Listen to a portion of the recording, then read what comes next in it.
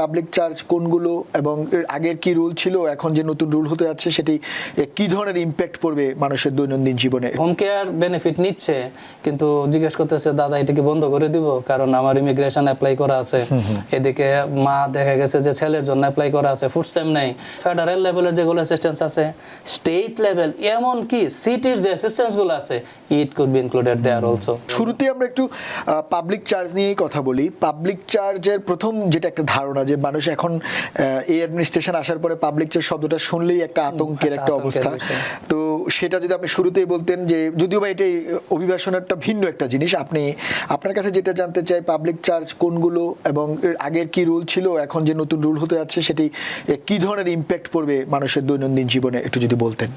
হ্যাঁ, ধন্যবাদ শান্ত আপনাকে। তো যাই হোক, দেখুন এই পাবলিক চার্জ হয়তো আপনারা ইতিমধ্যেই এই পাবলিক চার্জ নিয়ে অনেক আলোচনা শুনেছেন, আমাদের অ্যাটর্নি মহোদয় যারা আছেন তারা নিশ্চয়ই এই ব্যাপারে আলোচনা করেছেন, এবং আপনাদের মধ্যে একটা ভয়েরও বিষয়, কারণ আমরা জানি যে আমি কিন্তু আরেকটা ডিসক্লোজার দিয়ে নিয়েছি, আমি সিপিএ, তো basically my expert is in the tax field. তো সেই ক্ষেত্রে আমরা কিন্তু ইমিগ্রেশন নিয়ে কথা বলতেছি না, জাস্ট একটা আইডিয়া দিচ্ছি যে আসলে পাবলিক চার্জ অনেকেই এখনো পর্যন্ত ক্লিয়ার কনসেপ্ট নাই যে আসলে কোনটা পাবলিক চার্জের মধ্যে পড়ে, বা সেপ্টেম্বর 18 তারিখ থেকে যে new rule going to be effect সেটা কিন্তু আরো এক্সপ্যান্ডেড হবে, সেটা আসলে কি কি পড়তে পারে অনেকের একটা ধোঁয়াশা। এবং শুধু তাই না, আমরা জানেন যে কারেন্ট ইমিগ্রেশন যে 75 কান্ট্রিজ যে আপনার যেটা স্থগিত আদেশ আছে বর্তমানে, এবং এই সমস্ত বিষয়ে লোকজনের একটা ভীতি আছে। তারপরে মানে সব মিলে সার্বিক সবকিছু বিবেচনায় কিন্তু লোকজন একটা আতঙ্কের মধ্যে আছে, এবং যে কারণে যারা এই ফুড স্ট্যাম্প, যারা মেডিকেড, যারা লং টার্ম কেয়ার নিচ্ছে, তারা আসলে তারাও ভয়ের মধ্যে আছে, কারণ প্রত্যেকেই কিন্তু তাদের বাপ মা ভাই বোনের জন্য অ্যাপ্লাই করা কিন্তু ইমিগ্রেশন। তো এখন তারা ওরিড যে এই সেপ্টেম্বর 18 তারিখ থেকে যে নিউ রুল যেটা ইমপ্লিমেন্টেড হতে যাচ্ছে সেটা আসলে কিভাবে ইম্প্যাক্টেড হবে। যে এখন সবাই ইভেন এমনও আমরা ফোন কল পাচ্ছি যে ওই হোম কেয়ার বেনিফিট নিচ্ছে কিন্তু জিজ্ঞেস করতেছে দাদা এটা কি বন্ধ করে দিব, কারণ আমার ইমিগ্রেশন অ্যাপ্লাই করা আছে, এদিকে মা দেখা গেছে যে ছেলের জন্য অ্যাপ্লাই করা আছে, ফুড স্ট্যাম্প নেই, এগুলা কি বন্ধ করে দিব, মানে একটা আতঙ্ক সবার মধ্যে যে আসলে what will be happen going forward. তো যাই হোক, আমি চেষ্টা করবো আজকের এই আলোচনায় একটা ক্লিয়ার কনসেপ্ট দিতে যে আসলে পাবলিক চার্জটা কি, কোন কোন বিষয়গুলো পাবলিক চার্জের অন্তর্ভুক্তিতে থাকবে, সেপ্টেম্বর 18 তারিখ যেটা new rule going to be implemented সেটা কিরকম হতে পারে, এবং ইভ্যালুয়েশনের ক্ষেত্রে যারা অলরেডি অ্যাপ্লাই করেছেন বা কিভাবে এটা ইম্প্যাক্টেড হবে আমরা ডিটেলস আলোচনা করব। এবং এই পাবলিক চার্জের পরে আমরা এসবিআই লোন নিয়ে কথা বলবো, যেটা আপনি একটু আগেই বলেছেন যে এসবিআই লোনের কিন্তু একটা সিগনিফিকেন্ট পোর্শন এখন ট্রেজারি ডিপার্টমেন্টে চলে গেছে এবং এটা কালেকশন চলে গেছে, সেটা নিয়েও কথা বলবো। তারপরে কথা বলবো আমরা এনওয়াইসি হাউজিং কানেক্ট যেটা অ্যাফোর্ডেবল হাউজিং, তারপর বেসিক স্টার ক্রেডিট নিয়ে কথা বলবো, সেগুলো পর্যায়ক্রমে। যাই হোক, আমরা স্টার্ট করতে যাচ্ছি পাবলিক চার্জ নিয়ে। তা দেখুন যে ইতিমধ্যেই আমরা বলেছি বা আপনারা জানেন যে সেপ্টেম্বর 18 তারিখ থেকে কিন্তু new public charge rule going to be effect.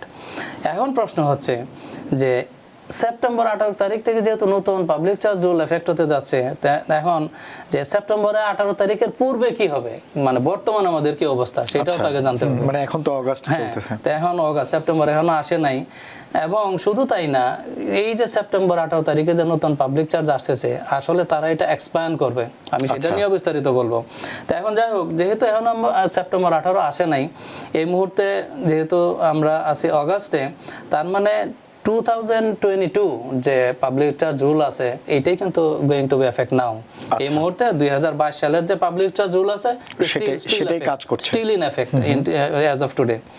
তো এখন প্রশ্ন হচ্ছে যে আরেকটা বিষয়, ইমিগ্রেশনের একটু ছোট্ট মানে যেহেতু রিলেটেড এগুলো বলতে হচ্ছে, যেমন I-485 এটাও কিন্তু পাবলিক চার্জার রিলেটেড মানে বিষয়, এটা অ্যাডজাস্টমেন্ট অফ স্ট্যাটাস, যেটা স্ট্যাটাস অ্যাডজাস্টমেন্ট অথবা পার্মানেন্ট রেসিডেন্ট গ্রিন কার্ডের যে অ্যাপ্লিকেশন, যেটা পার্মানেন্ট রেসিডেন্সের যে অ্যাপ্লিকেশন, ইউএসসিআইএস কিন্তু অলরেডি ওইটা মানে সার্কুলার দিয়েছে, তারা রিভাইজ ভার্সন ওরা ইস্যু করতে যাইতেছে, যেটার মধ্যে এই যে পাবলিক চার্জের বিষয়গুলো এখানে চলে আসবে। এবং ইউএসসিআইএস এটাও রিকমেন্ড করতেছে যে যারা অ্যাপ্লিকেশন করবেন এই যে I-485 সেটা অন অর বিফোর সেপ্টেম্বর, তার মানে সেপ্টেম্বরের পূর্বে অথবা পরে যারা অ্যাপ্লাই করবেন, make sure you use the updated version. সেই ক্ষেত্রে যদি ওল্ডার ভার্সন কেউ ইউজ করে, মানে ফর্মের নতুন যে ভার্সনটা সেটা ইউজ করতে হবে, সেখানেই প্রশ্ন প্রশ্নগুলো থাকছে। থাকবে, হ্যাঁ, এবং ওল্ডার ভার্সন কিন্তু উইল নট বি অ্যাকসেপ্টেড, এটা একটা মোটামুটি ইনফরমেশন দিয়ে রাখছে। আচ্ছা যাই হোক, এখন শুরু করতেছি আমরা পাবলিক চার্জ রুল নিয়ে। তো দেখুন, এখন প্রথমেই বলবো যে আমি এখন পাবলিক চার্জ এটা বলবো যে এটা 2022 পাবলিক চার্জ রুল অনুযায়ী অ্যাজ অফ টুডে, আজকের দিনে কোনটা পাবলিক চার্জের মধ্যে পড়ে। কারণ সেপ্টেম্বর 18 তারিখে ওরা যেটা এক্সপ্যান্ড করতেছে, উই ডোন্ট ইভেন নো, আমরা এখনো পর্যন্ত জানি না যে আসলে আরো কোনটা কোনটা এটার মধ্যে পড়বে। বাট অ্যাজ অফ টুডে যেটা পাবলিক চার্জের মধ্যে আছে সেটা আমি ক্লিয়ার করতেছি, হ্যাঁ, যেটা 2022 পাবলিক চার্জ ল অনুযায়ী। তো দেখুন, cash assistance for income maintenance, যারা ক্যাশ অ্যাসিস্ট্যান্স নেন লো ইনকাম, যেমন such as SSI supplemental security income, তারপর হচ্ছে TANF temporary assistance for needy family যেটা আছে, তারপর হচ্ছে government funded long term care like nursing home, এগুলা কিন্তু পাবলিক চার্জের মধ্যে পড়ে। তার মানে লং টার্ম কেয়ার যেটা মানে ডিসেবিলিটি, যারা নার্সিং হোমে থাকে, যেটা লং টার্ম ডিসেবিলিটি কেয়ার, ওগুলোকে মানে 2022 সালের পাবলিক চার্জ রুলে অনুযায়ী, বাট নতুনটাতে সেটা পরে আসতেছি। তার মানে 2022 সালের 2022 যে পাবলিক চার্জ ল আছে সেটা অনুযায়ী যারা ক্যাশ অ্যাসিস্ট্যান্স নিচ্ছেন, যারা এসএসআই নিচ্ছেন সাপ্লিমেন্টাল সিকিউরিটি ইনকাম, যারা টিআইএনএফ নিচ্ছেন, যারা government funded long term nursing হোমে যারা আছেন, government funded long term care যারা নিচ্ছেন, এগুলা কিন্তু পাবলিক চার্জ হিসাবে ট্রিটেড এখনো পর্যন্ত হচ্ছে। আচ্ছা, এখন প্রশ্ন হচ্ছে এই যে সেপ্টেম্বর 18 নিয়ে আমরা কথা বলতেছি, যে আপকামিং যে ফেডারেল চেঞ্জ আসতেছে, তো সেই ক্ষেত্রে কিন্তু ওরা এটা এক্সপ্যান্ড করবে। এই যে যেগুলো বললাম, এগুলো তো এটার সঙ্গে আরো নতুন কিছু ইনক্লুড করবে। সেগুলো কি? সেটা হইতে পারে ফেডারেল লেভেলের যেগুলো অ্যাসিস্ট্যান্স আছে, স্টেট লেভেল, এমন কি সিটির যে অ্যাসিস্ট্যান্স গুলো আছে, it could be included there also.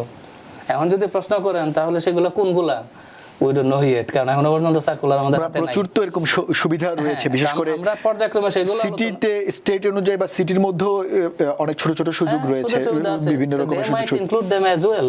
কিন্তু এই মুহূর্তে আমরা ক্লিয়ার না যে আরো কি কি আসছে, যে আমি আরো স্পেসিফাই করব। এখন দেখুন যে বর্তমানে কারেন্টলি যেটা পাবলিক চার্জ হিসেবে কাউন্ট হচ্ছে, একটু আগেই বললাম সাপ্লিমেন্টাল সিকিউরিটি ইনকাম এসএসআই, তারপর আমি এসএসআই এর ডেফিনেশনও দিব, অনেকে এসএসআই হয়তো বুঝেনো না, আমি এটা বলবো যে সাপ্লিমেন্টাল সিকিউরিটি ইনকাম এসএসআই, তারপরে temporary assistance for needy family যেটা টিআইএনএফ, তারপরে সেফটি নেট অ্যাসিস্ট্যান্স, তারপর হচ্ছে মেডিকেড ফান্ডেড লং টার্ম এই যে ইনস্টিটিউশনাল কেয়ার যেটা নার্সিং কেয়ার, মেডিকেড ফান্ডেড যেটা, এগুলো কিন্তু স্ট্রিক্টলি পাবলিক চার্জ। তার মানে অ্যাজ অফ 2022 পাবলিক চার্জ ল অনুযায়ী যারা এই সমস্ত বেনিফিট নিচ্ছেন ইভেন টুডে, এগুলো কিন্তু পাবলিক চার্জ হিসেবে কাউন্ট হবে। একটু আপনাকে থামাতে হচ্ছে, আপনি তো এখানে এতগুলো নাম বললেন কিন্তু আপনি ফুড স্ট্যাম্পের কথা এখানে বলেন। বলতে আসতেছি। তো এখন দেখুন, এই তো বললাম কোনগুলা পাবলিক চার্জের আন্ডারে পড়ে। তো এখন আপনার যেটা কিরিয়াস এখন হচ্ছে যে কোনগুলা পাবলিক চার্জের মধ্যে না। অনেকে সন্দেহ আছে যে এটিও কি পাবলিক চার্জের মধ্যে হচ্ছে কিনা। এখন বলবো যে এগুলো পাবলিক চার্জের মধ্যে না। স্ন্যাপ, ফুড স্ট্যাম্প কিন্তু পাবলিক চার্জ না। As of 2022 law public charge মানে আগের নিয়ম অনুযায়ী, মানে এখন যেটা চলছে সেটা অনুযায়ী ফুড স্ট্যাম্প পাবলিক চার্জ না।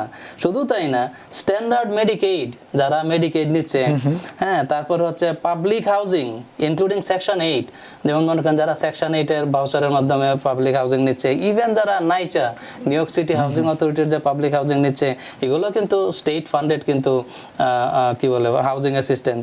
শুধু তাই না, উইক এই যে যাদের নিউবর্ন বেবি হয় ওদেরকে কিন্তু চেক দেয়, দুধ সবজি ফলমূল নিউট্রিশনাল ফুড কেনার জন্য উইক চেক দেয়। শুধু তাই না, যাদের হেলথ ইন্স্যুরেন্স এসেনশিয়াল প্ল্যান আছে, মনে করেন লিস্ট আপনাকে কোপেমেন্ট পে করতে হয়, 5-10 টাকা দেন, মেডিসিনের ক্ষেত্রে $25, ডাক্তারের কাছে কোপেমেন্ট আছে, এগুলা কিন্তু অ্যাজ অফ 22 রুল অনুযায়ী এগুলো পাবলিক চার্জ না। বাট নিউটাতে আসবে কিনা সেটা বলা যাবে না। এখন প্রশ্ন হচ্ছে এই যে সেপ্টেম্বর 18 তারিখে যে নতুন রুল এফেক্টিভ হইতে যাইতেছে, এখানে কিন্তু ওরা বলতেছে যে ইট উইল বি এক্সপ্যান্ডেড, বলতেছে ফেডারেল, স্টেট এন্ড সিটি। এই যে স্ন্যাপ ট্যাপ কিন্তু এই যে কিছু আছে এই যে যেমন এই যে হাউজিং অ্যাসিস্ট্যান্স যেগুলো, এগুলো কিন্তু অনেক স্টেট সিটির ফান্ডিং আছে এখানে। তো সেই ক্ষেত্রে they might include them as well. But as of today আপনি যদি বলেন তাহলে স্ন্যাপ যেটা food stamp, standard Medicaid, public housing including section 8, উইক চেক, ইভেন এসেনশিয়াল প্ল্যান, এগুলো পাবলিক চার্জের মধ্যে না।